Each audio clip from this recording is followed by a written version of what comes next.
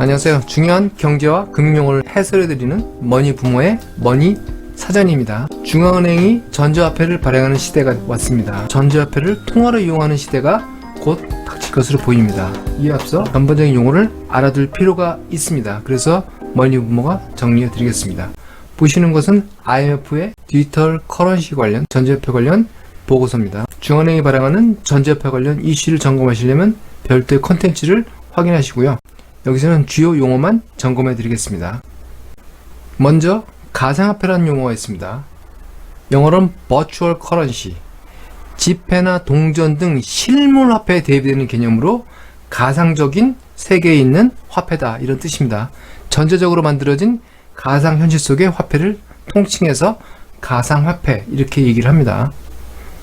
또 전자화폐, 디지털 커런시라고 하는 용어도 있습니다. 디지털 기술에 의해서 만들어지고 온라인과 같은 디지털 세계에서 사용되는 화폐를 디지털 커런시, 전자화폐라고 합니다. 인간 온라인 유통이나 은행들에서 부분적으로 지금 개발 사용 중인데요. 중국에서 대성공을 이루고 있는 알리페이, 위챗페이 이런 것들이 디지털 커런시, 전자화폐의 일행입니다. 한편 이 전자화폐를 중앙은행이 발행하려고 하는 세계적인 움직임이 있습니다.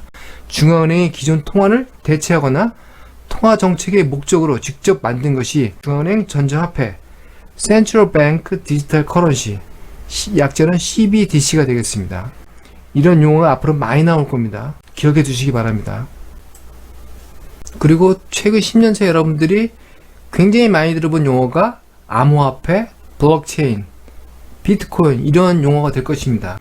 그러나 다 정확하게 뜻을 구별해서 쓰시는 분들은 많지 않습니다. 지금 이 시간 명확하게 구분을 해드리겠습니다.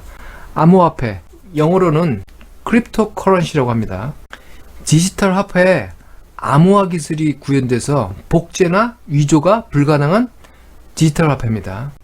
주로 블록체인 기술을 활용한 비트코인이 대표적이죠. 다음 블록체인입니다.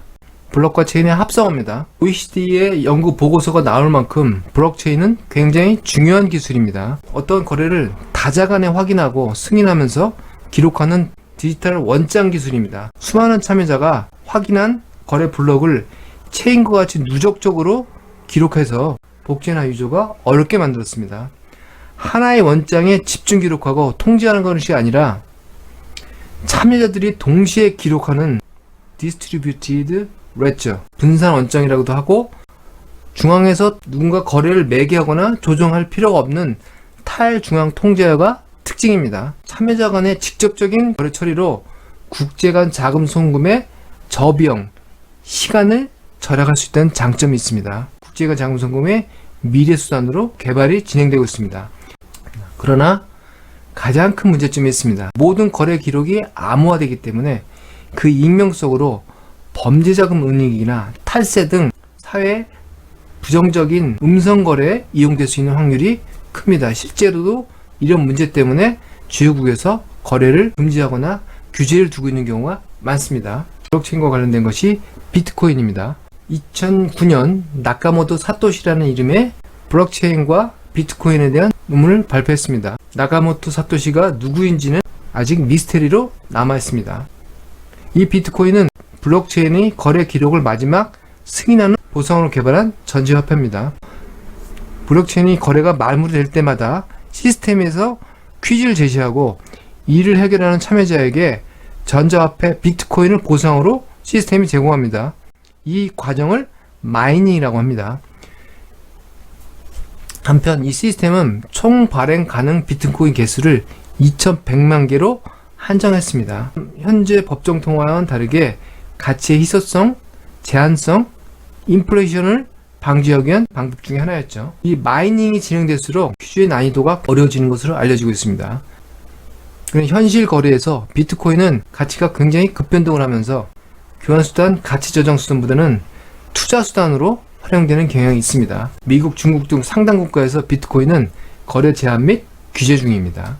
익명성에 의한 탈세, 범죄 은닉 자금으로 활용되는 사례가 있기 때문입니다. 마지막으로 전 세계를 뜨겁게 달구고 있는 페이스북의 리브라입니다. 페이스북이 올해 6월 18일 발표한 암호화폐로 2020년에 정식 출시하겠다고 선언했습니다. 블록체인 기술을 기반으로 해서 분산원장, 탈중앙은행이 특징입니다. 단, 가치 안정을 위해서 비트코인과는 다르게 통화자산의 묶음, 바스켓의 가치를 연동시키는 스테이블 코인이라는 게 기존 비트코인과 다른 점입니다. 이 통화자산 묶음 바스켓에는 달러가 50%, 유로가 18%, 엔화가 14%, 영국 파운드가 11%, 싱가포르 달러가 7% 포함돼서 이 스테이블 코인의 가치를 결정하게 되어 있습니다. 페이스북의 초기 참여사는 28개사인데 거기 본 것처럼 굉장한 회사들이 들어가 있습니다. 대부분 미국 기업이고 은행들은 빠져 있습니다. 출시 전까지 이 리브라 연합에 100개사가 각각 1천만 달러씩 가입비를 내고 총 10억 달러의 준비금을 마련할 계획이라고 합니다. 이 리브라의 강점은 24명이 이용하는 페이스북 SNS 플랫폼이고요. 이를 통해서 시장성을 확보할 것을 자신하고 있습니다. 송금비용의 절감, 금융 인프라가 절대적으로 부족한 후진국에 금융 서비스를 제공할 수 있다고 얘기하고 있습니다. 특히 아프리카 대륙 같은 곳에 속해 있는 금융 후진국을 예를 들고 있습니다. 미국 의회와 월가는 일단 신중한 입장입니다. 페이스북이 2019년 4월에 5억 4천만 건 이상의 고객정보를 방치한 고객정보 관련 사건이 있었습니다. 페이스북이라는 기업이 이런 금융을 막는 것이 정당하냐라는 문제가 있고요. 블록체인 기술에 발생한 자연스러운 익명성 문제로 여러가지 불법 자금 이용 문제들이 대두되고 있습니다. 또 페이스북 같은 IT, SNS 공룡에 또 다른 독점화를 시킬 수 있다. IT 기업과 금융상업권의 산업적 충돌로 사회적인 비용이 발생할 수 있는 우려도 있습니다. 이래서 월가 미국에는 신중한 입장이고요. 가장 중요한 것은 잘못하면 중앙은행 통화정책 통제권이 민간도 넘어갈 수 있다는 것입니다. 그래서 일단 페이스북 리브라 미국은 중단시켜놨습니다. 중국에서는 아예 페이스북 이용을 할 수 없으니까 논외지요. 물론 중국 민간에서는 VPN이라는 민간 사설망을 통해서 페이스북을 이용하고 있다고 합니다. 최근 중국 중앙은행이 전자 발행을 놓고 세계 금융가가 뜨거운 관심을 보이고 있습니다. 이런 뉴스가 나올 때마다 관련 용어들이 노출될 것입니다. 그때 잘 이해하시기 바라겠습니다. 지금까지 머니부모가 경제와 금융용어를 해설하는 머니사전이었습니다. 감사합니다.